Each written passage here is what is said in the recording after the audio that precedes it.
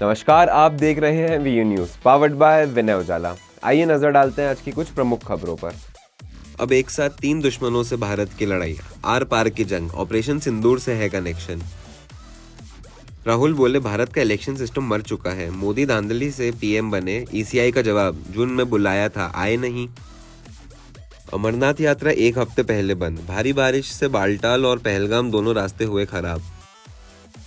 370 हटाने के बाद आंतरिक स्थिति सुधरने की बजाय और बिगड़ गई, महबूबा का आरोप। संत प्रेमानंद महाराज को जान से मारने की धमकी, सोशल मीडिया पर मचा तूफान। रक्षाबंधन पर सीएम मोहन यादव का खास अंदाज, उज्जैन में 1500 महिला कर्मचारियों संग बांटी खुशियां। कोर्ट से बरी होने के बाद भोपाल पहुंची साध्वी प्रज्ञा, बोली मुझे जानबूझकर फंसाया गया था। साध्वी प्रज्ञा के बयान पर कांग्रेस विधायक राजेंद्र सिंह का पलटवार, बोले ये सिर्फ राजनीतिक भड़ास है। शिवपुरी में सेना ने रेस्क्यू ऑपरेशन चलाकर बचाई 500 जिंदगियां, सम्मान के साथ दी विदाई। यूपी में भीषण सड़क हादसा, गोंडा में 15 सवारियों से भरी बुलेरो नहर में पलटी, 11 की मौत। दिल्ली में 10 साल के बच्चे ने की खुदकुशी, मौत से पहले 7 घंटे खेला फ्री फायर और 4 घंटे यूट्यूब देखा। दिल्ली की महिला ने प्रेमी संग रचाई हत्या की साजिश, पति को मरवाकर नाली में फिकवाया। मानव तस्करी व धर्मांतरण के आरोप में गिरफ्तार कैथोलिक नन्स को 9 दिन बाद मिली जमानत। वाराणसी प्रयागराज में 1 लाख घरों में गंगा का पानी भरा, यूपी के 12 जिलों में बाढ़। चित्रकूट में मंदाकिनी नदी उफान पर, दुकानों में घुसा पानी। एमपी में अगले 2 दिन भारी बारिश का अलर्ट। इंदौर में अगस्त के पहले हफ्ते में भी बारिश नहीं, सिस्टम कमजोर, सीजन में अब तक 5 इंच कम पानी। स्पाइसजेट कर्मियों पर फूटा सेना अफसर का गुस्सा, एक की रीढ़ टूटी, दूसरा आईसीयू में। उज्जैन में आधी रात छात्रों का हंगामा, कलेक्टर के बंगले के बाहर बिछाए बिस्तर। पूर्व विधानसभा अध्यक्ष गुलरेज अहमद को विधानसभा में श्रद्धांजलि, नेताओं ने किया सादगी पूर्ण जीवन का नमन।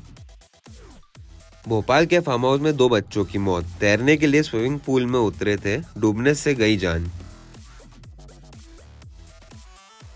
उज्जैन में रक्षाबंधन पर मुख्यमंत्री डॉक्टर मोहन यादव का खास अंदाज, नागझीरी की बेस्ट लाइफस्टाइल कंपनी की 1500 से अधिक बहनों के साथ मनाया पर्व। सीएम बोले यह सिर्फ त्योहार नहीं, आत्मिक जुड़ाव का प्रतीक है। उज्जैन में मुख्यमंत्री डॉक्टर मोहन यादव ने रक्षाबंधन के मौके पर नागझीरी स्थित बेस्ट लाइफस्टाइल कॉरपोरेशन कंपनी की बहनों के साथ रक्षाबंधन मनाया। बहनों ने मुख्यमंत्री को राखी बांधी और उनकी दीर्घ आयु की कामना की। मुख्यमंत्री ने भी सभी बहनों को उपहार देकर स्नेह और आशीर्वाद प्राप्त किया। उन्होंने कहा, रक्षाबंधन सिर्फ पर्व नहीं, एक आत्मिक जुड़ाव और सामाजिक समरसता का प्रतीक है। इस कंपनी में 1500 से अधिक महिलाएं कार्यरत हैं, जो अमेरिका जैसे विकसित देशों को उत्पादन निर्यात करती है। मुख्यमंत्री ने इसे महिला सशक्तिकरण और आत्मनिर्भर भारत की मिसाल बताया। इस अवसर पर जनप्रतिनिधि, कंपनी प्रबंधन और प्रशासनिक अधिकारी भी मौजूद रहे। कोर्ट से राहत के बाद भोपाल लौटी साध्वी प्रज्ञा ठाकुर, स्वागत में ढोल नगाड़े और आतिशबाजी, बोली जानबूझकर फंसाया गया। कांग्रेस ने हिंदू आतंकवाद का झूठा जाल बुना। मालेगांव ब्लास्ट केस में कोर्ट से बरी होने के बाद साध्वी प्रज्ञा ठाकुर पहली बार भोपाल लौटी। भोपाल में मंगलवार को साध्वी प्रज्ञा ठाकुर का भव्य स्वागत हुआ। सरकारी आवास पर ढोल नगाड़ों, फूल मालाओं और आतिशबाजी के साथ समर्थकों ने उनका जोरदार अभिनंदन किया। मीडिया से बातचीत में साध्वी ने कहा, मुझे जानबूझकर फंसाया गया, मानसिक और शारीरिक रूप से टॉर्चर किया गया, बड़े नाम लेने का दबाव बनाया गया, लेकिन मैंने कभी झूठ नहीं बोला। उन्होंने हिंदू आतंकवाद शब्द को कांग्रेस की साजिश बताया और कहा कि हरा रंग लेकर आतंकवाद फैलाया गया, लेकिन बदनाम हिंदू समाज को किया गया। कांग्रेस पर हमला बोलते हुए उन्होंने कहा, वो आतंकियों के लिए रोती है और हिंदुओं को प्रताड़ित करती है। साध्वी ने ये भी जोड़ा, हम राजनीति नहीं राष्ट्रनीति करते हैं। मुझसे बहुत बड़े बड़े लोगों के नाम जबरदस्ती बोलने के लिए कहा उन्होंने, मैंने वो नाम नहीं बोले, उनके अनुसार मैंने काम नहीं किया, इसलिए उन्होंने मुझे प्रताड़ित किया। और उन नामों में विशेष तौर पर माननीय भागवत जी का नाम, राम माधव जी का नाम,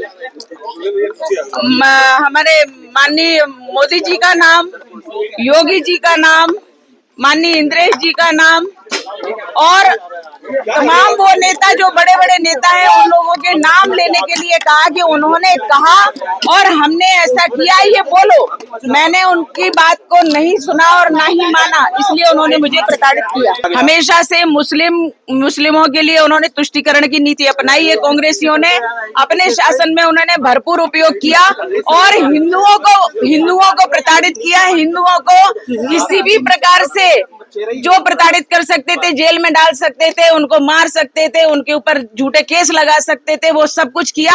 और देश के तो छोड़ो, भगवा को आतंकवाद कह दिया, हिंदुत्व को आतंकवाद कह दिया। ऐसी निकृष्टता, इतने निम्न स्तर की सोच कांग्रेस रखती है और कांग्रेस ने ये कुचक्र रचा और ये देशद्रोहिता में आता है।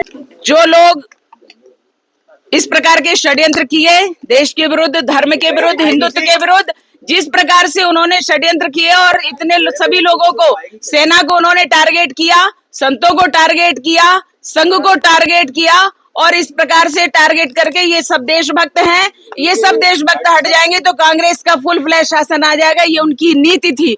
लेकिन ऐसे लोगों ने जो कुचक्र रचा है, षड्यंत्र रचा है, हमारे जज साहब ने स्पष्ट उनके लिए आदेश दिया है कि ऐसे लोगों की जांच की जाए जिन्होंने गलत प्रस्तुति दी है और इस प्रकार से इतना बड़ा केस थोपा गया है। इनकी जांच हो और सजा हो, उनको निश्चित रूप से जांच होगी तो सजा होगी। दिग्भ्रमित का मेरे पास कोई उत्तर नहीं है। वो तो व्यक्ति बोलने लायक ही नहीं, उसका नाम ही नहीं लेना चाहिए। जो सुबह और दोपहर में उसका नाम लेगा उसका दिन खराब हो जाएगा।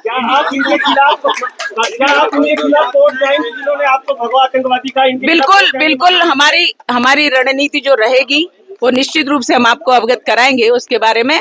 और जिन्होंने अत्याचार किए उनको तो निश्चित रूप से सजा मिलनी ही चाहिए। राजनीति में वापसी को लेकर क्या कुछ विचार आपका? हम राष्ट्रनीति करते हैं। साध्वी प्रज्ञा पर भड़की कांग्रेस, विधायक राजेंद्र सिंह का पलटवार, बोले प्रज्ञा ठाकुर के आरोप निराधार। ये बयान राजनीति से प्रेरित और जनता को गुमराह करने की कोशिश है। साध्वी प्रज्ञा ठाकुर के विवादास्पद बयान पर अब कांग्रेस विधायक राजेंद्र सिंह ने तीखा पलटवार किया है। राजेंद्र सिंह ने कहा कि बीजेपी सांसद प्रज्ञा ठाकुर केवल अपनी भड़ास निकाल रही हैं। उनके आरोप तथ्यहीन और राजनीति से प्रेरित हैं। उन्होंने दावा किया कि दिग्विजय सिंह धार्मिक परंपराओं को मानने वाले नेता हैं। उन पर ऐसा सवाल उठाना सिर्फ छवि खराब करने की कोशिश है। राजेंद्र सिंह का कहना है कि जब बीजेपी नेताओं के पास जवाब नहीं होता तो वे भ्रामक और व्यक्तिगत हमले करते हैं। हाल ही में साध्वी प्रज्ञा ठाकुर ने दिग्विजय सिंह को धर्म विरोधी बताया था, जिसके बाद यह सियासी घमासान और तेज हो गया है। अब देखिए, प्रज्ञा जी से इससे एकर हटकर क्या उम्मीद की जा सकती है। वो अपनी भड़ास निकाल रही हैं, लेकिन कुछ हकीकत है, कुछ फसाना है, दोनों तरह की इसमें बातें हैं। अब सरकार अपील में जाती है नहीं जाती मुझे नहीं मालूम है, लेकिन हाँ, उस न्यायालय से तो उनको राहत मिल गई है और राहत मिली है। अच्छा, नाम लेने से दिन खराब हो गया। अभी मैं समझता हूँ किसी वरिष्ठ नेता को या जिम्मेदार व्यक्ति को ऐसी छोटी और हल्की बातें नहीं करनी चाहिए। भगवा और हिंदू को बदनाम करने की कोशिश नहीं, ऐसा नहीं है। गलत परसेप्शन है दिग्विजय सिंह जी के बारे में। दिग्विजय सिंह जी बहुत धार्मिक व्यक्ति हैं। अब हमारी जो आइडियोलॉजी है उसके हिसाब से काम करते हैं। हमारी जो कांग्रेस पार्टी की है, कांग्रेस पार्टी की सर्व धर्म संभाव की है। हम सिर्फ एक धर्म की बात नहीं करते, हम सभी धर्मों जितने भारत की सरजमीन पर हैं सबकी हम बात करते हैं, सबके फलने फूलने की बात करते हैं, सबकी मजबूती और भाईचारे की बात। यही दिग्विजय सिंह जी कहते हैं। तो अब बहुत से लोग उसका गलत अर्थ निकाल लेते हैं और शायद उनमें से प्रज्ञा जी भी।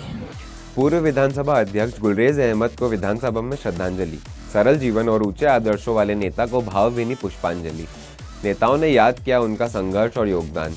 मध्य प्रदेश विधानसभा के पूर्व अध्यक्ष गुलरेज अहमद की जयंती पर विधानसभा में श्रद्धांजलि कार्यक्रम आयोजित किया गया। नरेंद्र सिंह तोमर ने उन्हें याद करते हुए कहा, वो पंडित के नाम से पहचाने जाते थे और उनके कार्यों की सराहना हर जगह होती है। राजेंद्र सिंह ने भी उन्हें श्रद्धांजलि दी और कहा, विंध्य क्षेत्र में उनका योगदान आज भी याद किया जाता है। सईद अहमद ने बताया कि उनके पिता ने बिजली के खंभे के नीचे पढ़ाई की, फिर विदेश में पढ़े, फिर नेहरू जी ने उन्हें राज्यसभा भेजा।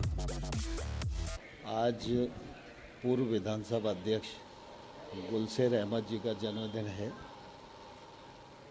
विधानसभा ने तय किया है कि मध्य प्रदेश की विधानसभा के पूर्व अध्यक्ष और मध्य प्रदेश राज्य के पूर्व मुख्यमंत्री इन सब के जन्मदिन पर उनको श्रद्धा सुमन अर्पित करेंगे। कल रविशंकर शुक्ल जी का जन्मदिन था, आज गुलशेर अहमद साहब का जन्मदिन है। हम सब लोगों ने उनको श्रद्धा सुमन अर्पित किए हैं। गुलशेर अहमद जी बहुत ही अच्छे मध्य प्रदेश के राजनेता थे और तमाम सारी दलगत सीमाओं से ऊपर उठकर काम करते थे। विधानसभा में भी उन्होंने अनेक अनुकरणीय उदाहरण प्रस्तुत किए। आज के इस अवसर पर उनको विनम्र आदर प्रकट करते हैं।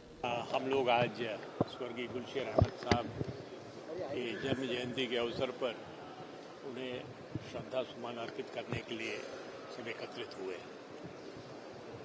मैं सौभाग्यशाली व्यक्ति हूँ कि उसी क्षेत्र का प्रतिनिधित्व करता हूँ जहाँ से स्वर्गीय आदरणीय बैरिस्टर साहब, उनको सब लोग सम्मान से बैरिस्टर साहब कहा करते थे, गुलशेर अहमद साहब। तो वहीं से मैं भी विधायक हूँ। विधायक रहते हुए वो मंत्री रहे, प्रदेश के विधानसभा के अध्यक्ष रहे और उन्होंने विंध्य का प्रतिनिधित्व किया, पूरे प्रदेश में मान सम्मान बढ़ाया। बड़े विलक्षण प्रतिभा के धनी थे। जैसा कि माननीय स्पीकर साहब ने कहा, वो जात पात, धर्म, इन सब राजनीति से ऊपर थे, परे थे। पंडित गुलशेर अहमद कहा जाता था उनको और बहुत विद्वान थे, क्योंकि बैरिस्टर होने के नाते बड़ी उनकी शालीनता बहुत थी। लोगों से मिलने में उनका स्वभाव एक प्रशंसनीय था। उसको हम लोगों को सबको उसका अनुसरण करना चाहिए। और अपनी शिक्षा उन्होंने जो है बिजली के खंभे के नीचे बैठ के पढ़ा करते थे। उसके बाद वो इंग्लैंड गए, इंग्लैंड से बारटला करके आए और पंडित जवाहरलाल नेहरू ने 1952 में उन्हें राज्यसभा में प्रथम बार उनको बुला के उनको जो है, जब वो कांग्रेस के सदस्य नहीं थे तब उनको बुला के सदस्यता दिला के राज्यसभा में पहली बार भेजा और मध्य प्रदेश में मंत्री रहे, स्पीकर रहे। गोंडा में बोलेरो हादसे ने छीन ली 11 जिंदगियां। सरयू नहर में गिरी तेज रफ्तार गाड़ी, एक ही परिवार के कई सदस्य थे सवार। 6 महिलाएं और 3 बच्चों की मौत ने सबका दिल दहला दिया। उत्तर प्रदेश के गोंडा में एक दर्दनाक हादसा हुआ। तेज रफ्तार बोलेरो बेकाबू होकर सरयू नहर में गिर गई, जिसमें 11 लोगों की मौत हो गई। मरने वालों में 6 महिलाएं, 3 बच्चे और 2 पुरुष शामिल हैं। ज्यादातर एक ही परिवार के थे। गाड़ी में 15 लोग सवार थे जो पृथ्वीनाथ मंदिर जा रहे थे। हादसे के वक्त गाड़ी फिसली और नहर में डूब गई। दरवाजे लॉक होने से लोग बाहर नहीं निकल पाए। स्थानीय लोगों ने 4 लोगों को बचाया, लेकिन बाकी डूब गए। गोंडा पुलिस ने रेस्क्यू किया, पर तब तक देर हो चुकी थी। देखिए, थाना इटिया थोक क्षेत्र के रहरा गांव में एक नहर जा रही है, जिसपे एक पुलिया है। पुलिस को सूचना प्राप्त हुई थी कि एक बलेरो गाड़ी अनियंत्रित होकर नहर में पलट गई है, जिसमें कई लोग सवार थे। तो सूचना पर तत्काल जो स्थानीय ग्रामीण हैं एवं पुलिस द्वारा रेस्क्यू अभियान चलाया गया, जिसमें से 4 लोगों को, ड्राइवर समेत, इसमें 2 बालक और एक और बालिका है, 4 लोगों को जीवित सुरक्षित बचा लिया गया तथा 11 शव पुलिस द्वारा जो है निकाले गए हैं, जिनकी मृत्यु हो चुकी है। और इन चारों जो इसमें से सुरक्षित निकाले गए हैं, उनको प्राथमिक उपचार हेतु CHC इटिया थोक भिजवाया गया है और जो 11 लोगों की मृत्यु हो चुकी है, उनके शव के पंचायतनामा की कार्रवाई कर पोस्टमार्टम को जिला अस्पताल भिजवाया गया है। घटना का तत्काल संज्ञान लेते हुए मुख्यमंत्री कार्यालय से तत्काल सभी उच्चाधिकारियों को, प्रशासनिक अधिकारियों को मौके पर पहुंचकर राहत एवं बचाव कार्य हेतु निर्देशित किया गया है। जो मेडिकल सुविधाएं हैं, CMO के माध्यम से तत्काल उनको मुहैया कराने के लिए सबको निर्देशित कर मौके पर भेजा गया है और उनको उचित सहायता राशि प्रदान करने की भी घोषणा की गई है। ऐसी ही खास खबरों के लिए बने रहिए हमारे साथ VU न्यूज पर, पावर्ड बाय विनय उजाला।